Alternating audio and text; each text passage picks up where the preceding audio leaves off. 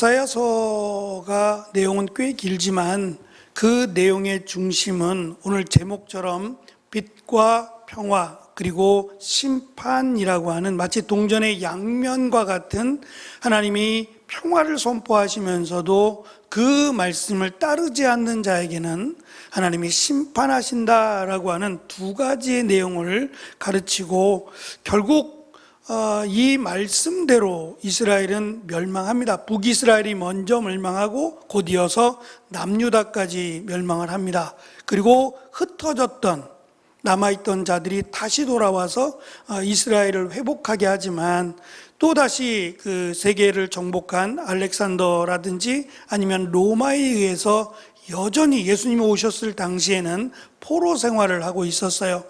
그래서 더 강력한 메시아를 원했을 수도 있습니다. 하늘의 징조를 보여달라 하는 것도 자기들이 원했던 메시아는 큰 능력, 특별히 전쟁과 관련해서 적들을 물리칠 수 있는 그런 막 슈퍼맨과 같은 그런 능력을 보여주기를 원했어요. 그러니까 예수님께서 기적을 행하실 때 먹는 것 또는 병든 자들을 고쳐주시는 기적이 사실은 쉬운 일이 아닙니다. 그건 하나님만이 하실 수 있는 일인데 그것을 그렇게 많이 보고서도 깨닫지 못했어요.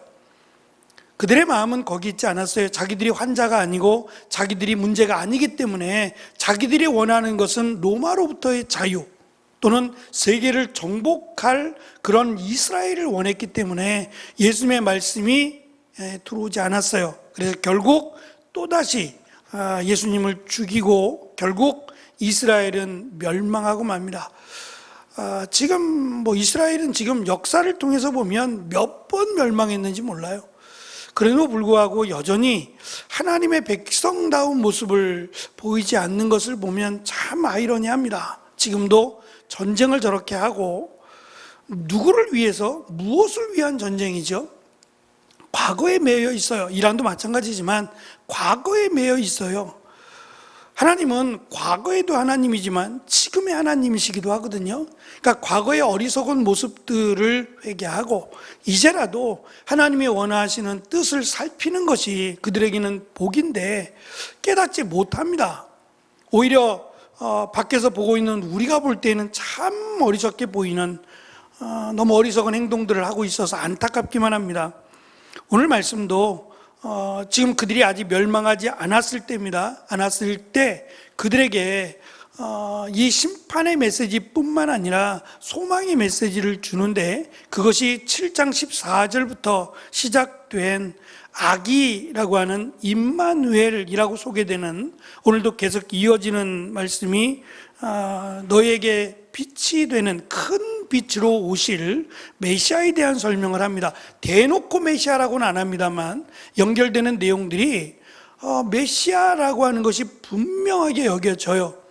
특별히 우리가 잘 아는 그 마태복음, 유대인들을 향해서 기록한 말씀인 마태복음에서 큰 별을 보고 동방박사들이 이방인의 주술사들이죠. 그 이방인의 주술사들이 그 별을 보고 빛을 따라옵니다. 큰 빛이죠. 그러니까 그것을 따라서 이스라엘에 왔다라고 하는 것을 지금 마태복음에서 강조하는 이유는 별이 중요한 게 아닙니다. 별이 중요했다면 마가복음도 또 누가복음도 요한복음도 다 이 부분을 기록했어야 돼요. 근데 마태복음만 기록하고 있는 것은 유대인들에게 주신 이 이사야서의 말씀 때문입니다. 그래서 큰 별을 보고 왔고 그들의 말이 왕이 태어났다라고 하는 그 말이 오늘 우리가 읽은 말씀 가운데 한 왕을 보내겠다고 소개한 그 왕과 고스란히 연결이 됩니다. 그러니까 성경을 안다라는 것은 성경이 어떻게 이어지는지를 아는 것도 성경을 아는 지름길이기도 해요. 그래서 우리가 오랜 시간 동안 사실 교회 신앙생활을 하고 교회를 다니고 설교를 많이 들었음에도 성경을 잘 모른다라고 하는 것은 목사의 책임도 있어요. 목사의 책임도 있어요.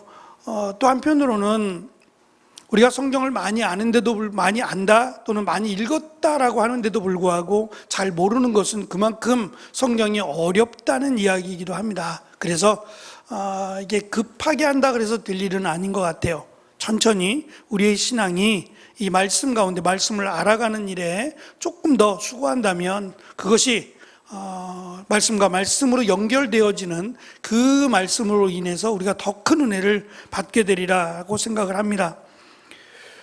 오늘 말씀이 몇 가지로 나누어서 한번 생각해 보려고 합니다. 이사야 9장은 이스라엘의 절망적인 어둠 속에서 임할 구원과 메시아의 통치 그리고 계속되는 불순종으로 인한 심판을 드러내놓고 대조하여 설명합니다.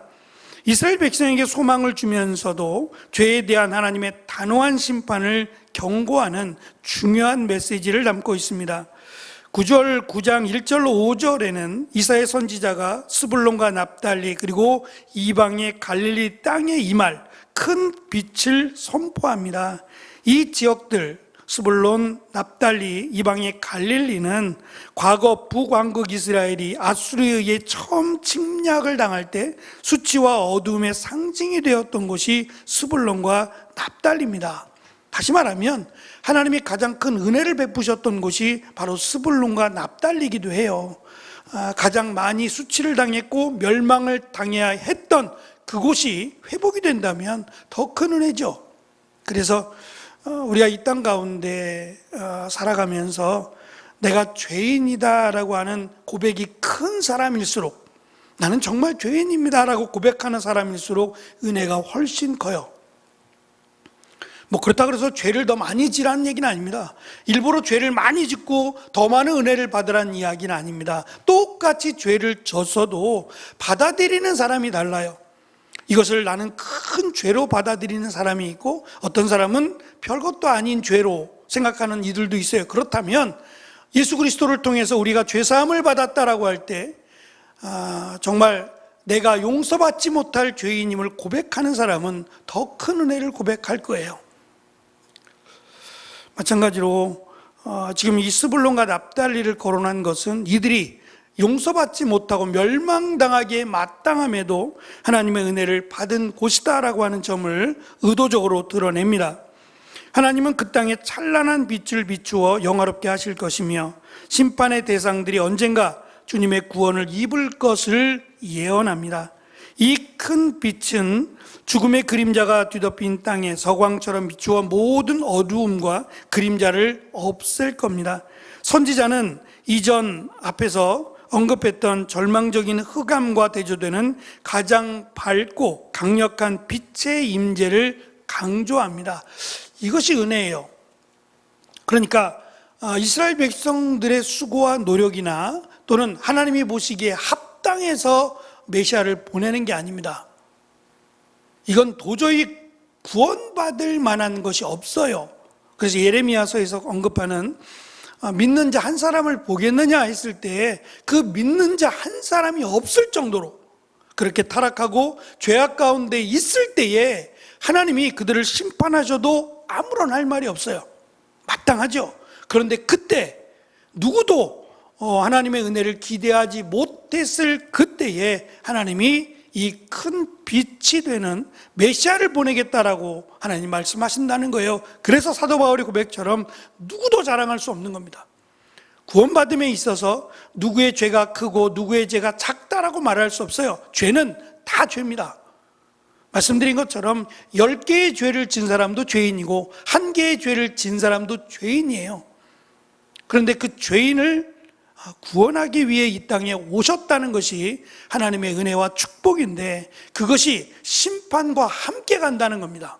그래서 지금은 구원의 때이기도 하지만 심판의 때이기도 해요.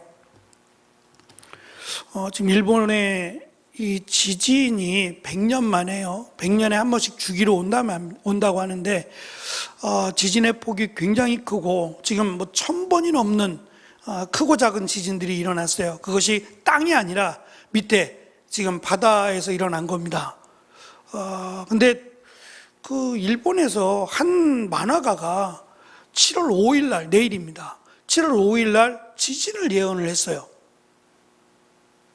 그리고 지금 계속해서 지진이 일어나고 있고 지금 막 땅도 영향을 받고 있고요. 그래서 정말 그 사람의 예언처럼 내일이 D-Day냐라고 많이들 지금 관심을 갖고 염려합니다. 그래서 그 주변에 있는 사람들은 이미 피난을 갔어요.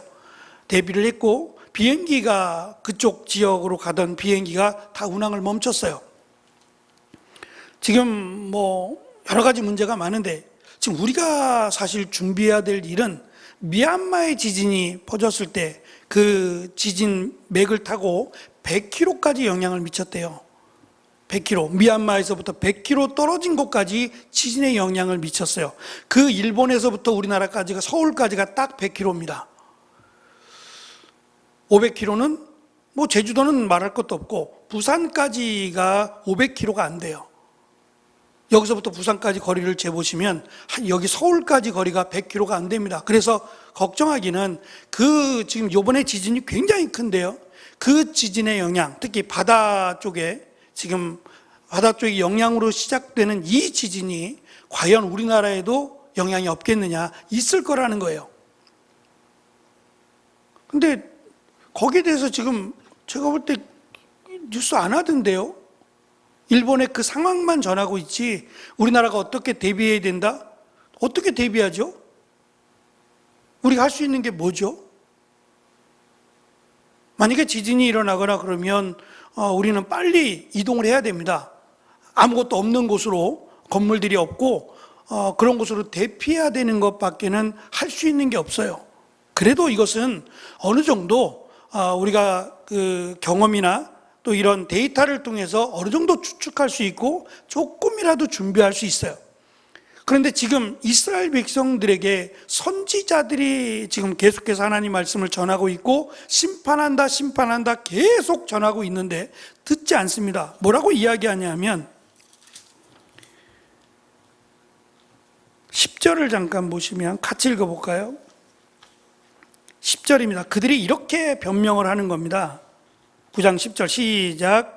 벽돌이 무너지면 다듬은 돌로 다시 쌓고 무화과 나무가 찍히면 그 자리에 백향목으로 심겠다고 한다는 거예요. 이건 말이 안 돼요. 벽돌이 무너지면 다듬은 돌로 다시 쌓는다고요? 다 죽는데요? 이건 그냥 상징적인 부분이에요. 벽돌이 무너질 정도로 파교가 된다라고 하는 얘기는 살아남을 자가 없다는 얘기고, 무화과 나무가 찍힌다는 얘기는 무화과 나무만 찍는다는 게 아니에요. 그건 상징적이죠. 아무것도 살아남을 식물이 없다는 거예요. 다 훼손되고 다 없어질 거라는 얘기입니다. 그런데 이런 변명만 늘어놓고 있다는 것이 안타까운 점이에요. 예수님의 심판의 소리를 들었을 때 제자들은 잤어요. 내가 십자가에 달려 죽고 사흘 만에 3일 만에 부활하리라 3번 말씀하세요. 근데 그 3번을 다 귀담아 듣지 않습니다. 그리고 마지막 겟세마네 동산에서 예수님이 기도하실 때에, 물론 다 데려간 건 아니에요. 베드로와 야고보와 요한, 이렇게 세베대 아들 야고보와 요한만 데려간 것도 있지만 이들도 역시 계속해서 졸고 있었어요. 하나님의 말씀은 그냥 단순한 스토리가 아니에요. 과거가 됐던 지금 우리가 읽고 있는 말씀도 하나님의 말씀이에요. 그렇다면 이 말씀은 과거의 말씀이 아닌 거예요. 지금도 살아서 우리에게 주시는 말씀으로 받아야 그것이 지혜로운 사람입니다. 과거의 메인 말씀이 아니라 여전히 미래를 향해서 앞으로 나아가는 말씀으로 봐야 돼요. 사람은 바뀌었어요. 환경은 바뀌었고요. 하나님은 바뀌지 않았어요. 그러면 어쩌면 우리가 지금 심판받아 마땅한 이스라엘이 아닌가 점검해보고 우리의 믿음, 나의 믿음을 이 말씀에 비추어서 확인해보는 사람이, 점검해보는 사람이 축복의 사람입니다. 이건 과거의 말씀이야, 이스라엘의 말씀이지 라고 지금 우리가 읽었던 말씀처럼 벽돌이 무너지면 내가 다시 돌을 쌓고 무화과 나무가 찍히면 백향목으로 다시 심자라고 하는 거와 똑같은 어리석은 모습이라는 겁니다. 하나님께서 주신 이 빛의 임재는 두 가지의 은유적인 모습을 통해서 강조가 됩니다. 첫째는 수확의 기쁨이에요. 농부가 오랜 시간 동안 수고하고 풍년의 농작물을 거둘 때의 기쁨처럼 남은 자들이 빛을 보는 순간 큰 기쁨을 맛볼 것이다. 이는 하나님의 은혜 안에서 모든 것이 반전되는 순간을 의미합니다. 두 번째, 전리품을 나누는 기쁨을 얻을 것이라는 거예요. 전쟁에서 승리한 군인들이 아무런 피해 없이 약탈한 물건들을 나눌 때 큰 기쁨처럼 하나님의 빛으로 임하시는 날은 그분을 기다리던 사람들에게 이 세상 그 어떤 것보다 큰 기쁨을, 마치 전리품을 나누는 것과 같은 그런 큰 기쁨을 가져다 줄 거라는 겁니다. 하나님께서 이러한 은혜를 베푸실 것을 보증하는 근거가 등장하는데, 과거에 베푸셨던 구원의 역사 두 가지를 설명합니다. 첫째는 미디안을 치신 날이에요. 미디안과 300명, 용사라고 말하기는 조금 어설픈데요. 어쨌든 함께했던 300명을 통해서 수십만 명이에요. 칼을 든 자만 10만이 넘었으니까 칼을 들지 않는 자들까지 하면 그 연합군은 수십만이 됩니다. 그들과 싸우지요. 싸움 아닌 싸움을 해요. 하나님 그저 명령만 하시게 되죠. 그때 칠흑 같은 어두움 가운데 하나님의 명령은 횃불을 흔들고 항아리를 깨라는 거여서 빛을 비추라는 얘기예요. 근데 사실 내가 여기 있다는 거잖아요. 불을 흔든다는 것은 내가 여기 있다라고 보여주는 것인데, 그 빛이 승리의 신호가 됩니다. 그래서 그들이, 하나님께서 그렇게 하신 거죠. 저기 있다, 저들을 치자 하는 게 아니라 그 빛을 비추는 순간, 말씀대로 순종해서 빛을 흔드는 순간, 불을 흔드는 순간 그들이 서로 죽이게 돼요. 서로 죽여서 전쟁은 그저 이기게 됩니다. 두 번째 출애굽의 사건인데, 멍에, 어깨, 무거운 짐, 압제자 등 출애굽을 연상시키는 표현들을 가득해요. 아마 이 부분은 하나님께서 이 빛이라고 설명할 수 있는 불기둥과 연관이 있을 거예요. 물론 이 불기둥이라는 설명 자체가 그들을 따뜻하게 보호한다라고 하는 의미도 있지만, 또 한편으로는 빛의 역할을 한다는 의미가 있어요. 기둥으로서 불기둥이 그들을 보호할 뿐만 아니라 그들을 인도한다라는 의미로도 해석이 됩니다. 하나님께서 큰 빛으로 임하여 백성들을 해방시키시고 기쁨을 주시는 날에 세상의 전쟁이 사라질 것이며, 군인들은 군화와 군복을 불에 태워 평화의 시대를 선언하게 될 것이라는 거예요. 이는 하나님의 통치에 대한 신뢰와 그로 인한 참된 평화의 도래를 의미합니다. 6절부터 7절은 다시 7절부터 14절에서 시작된 한 악이, 다시 말하면 지금 심판에 대한 설명이에요. 그리고 믿는 자들을 하나님이 어떻게 보호하시겠다라는 약속들을 지금 같이 병행해서 말씀하면서 가장 확실한, 그리고 가장 큰 은혜가 되는 한 아기에 대한 부분을 다시 한번 강조합니다.